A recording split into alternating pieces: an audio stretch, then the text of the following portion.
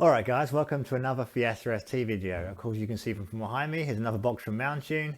This is the triple pass radiator, which should hopefully fix my overheating problems. Let's get it out of the box and let's get it in the car. So here it is out of the box, still got some protection on the front and the rear. Got Mountune written across the top. Wells all look really nice, which is what I read about from other reviews on this thing. Looks like a very nice piece of kit, can't wait to get it in. Okay, so the first step is to jack up the front of the car or use ramps like I'm using. And what we're going to do is we're going to find these two caps here. And there's one here and there's one over here, and we're going to get a flathead screwdriver behind them to get them up a little bit, and then pull them forward to the front of the car, and we're going to take those off and we're going to remove the rubber from underneath. So we're going to remove the two rubber parts from either side. And we'll save all these because we will need these both later, and we'll do the same on the other side. So the next step is to remove the wiring from the fan. Now there's two clips for this that are up the top on the back of the fan, and you can see where the wire is down on there on the right hand side. So you've got to pull those off. I'm not sure quite how I'm going to get to those. I'm just going to have to fiddle my way around. Yeah, so underneath, the first thing we're going to do is unplug here the fan from there, and there's also a clip just here, which we're going to use a trim and ruler tool to get, and then we'll go back up and see if we can do something with those top ones, which come off that other wire. See the other wire? You've got the big one here, and there's a second wire in the back there. That's that one there that goes up, and that one's clipped in two more places. We need to kind of figure our way in from the top or from the bottom to unclip that one. Now, in order to remove the wire, the plug here from the fan, there's a little part here you have to push in on to get it to disconnect. Once you disconnect it, it should just slide right off, and there's like a little button right here. You push that in, that's towards the front of the car, and it'll pull right off. Alright, so I got the wiring off. I actually ended up unhooking this one from here. There's another little button to press, and pulling it out from here and here. But even then I couldn't get the top this wiring to come off, and I broke the where it connects to the shroud, so I'm gonna have to glue that back together while I've got it apart. With that all removed and broken, I'm going to now push these two together so I can remove the bottom hose and drain into a catch tank. We'll probably reattach that broken clip with a cable tie. I think we've got one of those. It's probably the easiest way of getting that back on there. But let's get this all drained. Once we'll get it started, and then we'll take the cap off the expansion tank to help it flow out. But I'm going to leave that on when I first take it off to hopefully reduce the amount of mess. The expansion cap removed, which was pretty tight, we can now start making ourselves some clearance here. Then it wants us to remove the air box here. Now I reckon you need to take off the whole of the intake hose. I'm not sure if we need to do that, but we definitely got to take off the MAF sensor and anything that's connected to it. There's also this T20 Torx bit here. We're going to have to remove that so we can pull all this stuff out. So I'm going to start taking things apart, and we'll see how far we get. Okay, so now we have removed mass airflow sensor. You can pull this little red bit out here, and then you can pull it off. I've removed the intake hose from there. Still pretty tight up against it, but it's removed. So main thing, I think, take it out of the back. I've also unhooked here, and we've removed the bit from here, and we'll pop this back off. And then you're supposed to just be able to lift the whole thing out, but it's still in there pretty tight. It's stuck in on its grommet, so you've got to give it a bit of a tug, and hopefully that should then come out. So here it is all removed. You really had to kind of really leave the snorkel clear, but I did it without taking the intake pipe off. You have to really give it a big tug to get it out. So the next thing will be to remove the wires for the hood latch here, but I've already done that. And then you just have to unclip where the fan shroud is attached, and then you should be able to lift the whole fan assembly out from behind the radiator. Which, look, it's going to be another pretty tight one, but we'll get that out. Okay, so I haven't been able to get the radiator fan shroud out yet. But so I'm going to continue going on the next things to try and get myself some more clearance. The next thing is the vacuum lines from the top of the charge pipe. And there's one up from underneath here that has a green collar on it, and you pull that up, and then you can pull that one off. And there's another one above the throttle body where you have to squeeze it from both sides to get that one out. So let's get those off, and then we'll be able to remove the charge pipe.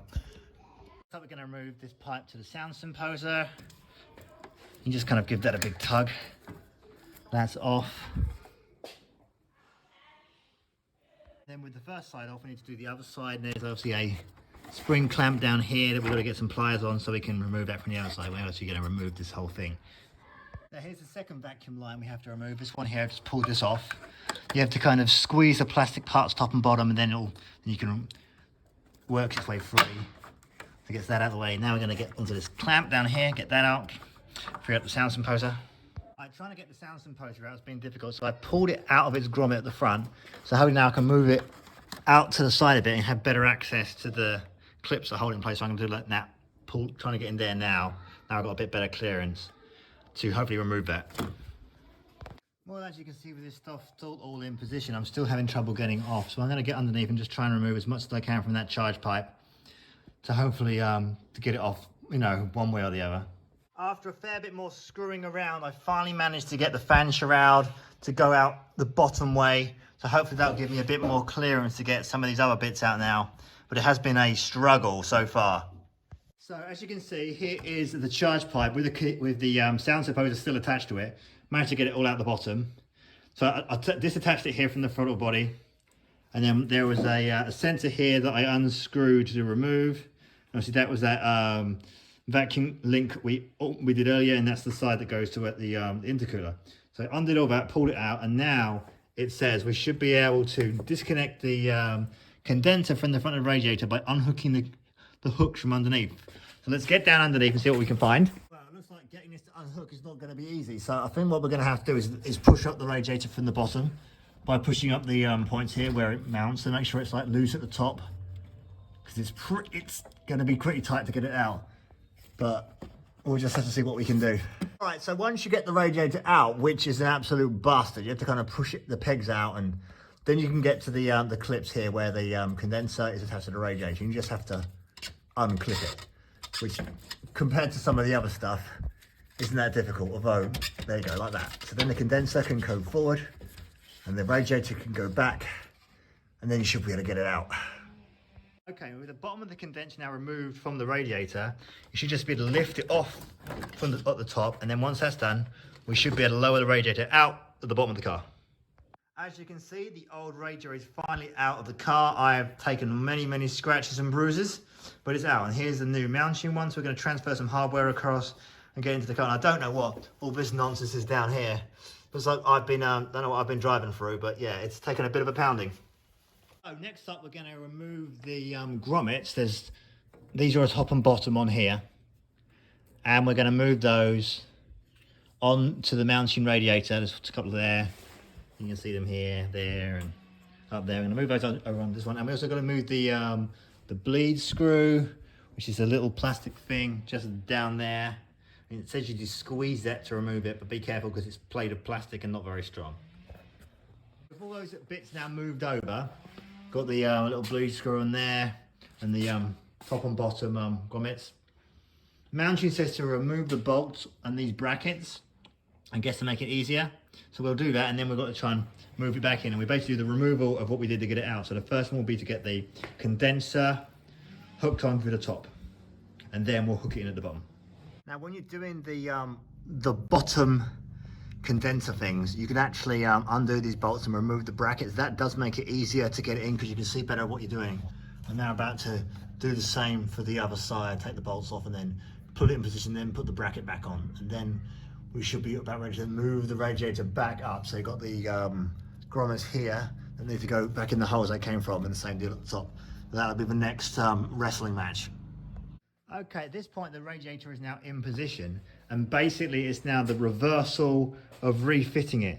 So I'm going to start off by getting the charge pipe back in and the sound symposer back in, and just to basically put it back in, everything in the reverse order that I took it out.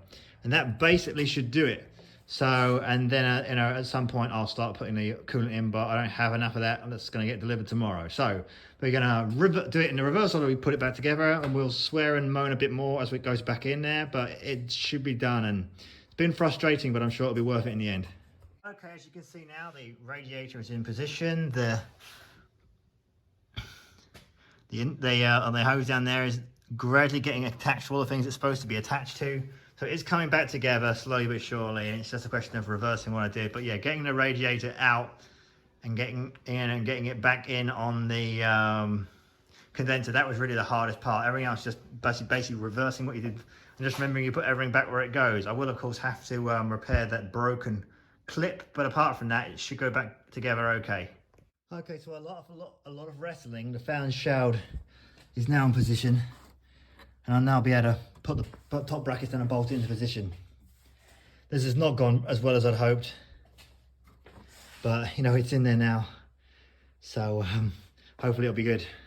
All right, now, so once it's all back together, the final step is going to be to bleed the system. So we're going to have the engine running. We're going to put the rest of the coolant back in here, and then we're going to open up the little bleed screw, which is that plastic bit on the front of the radiator, just here. We're going to take that off, and when the fluid coolant starts coming out of there, then we should be good. And we want to get all the bubbles out of the system, so run it with the cap off, with that off until the stuff comes out, and then we should be good. And that should be installation complete.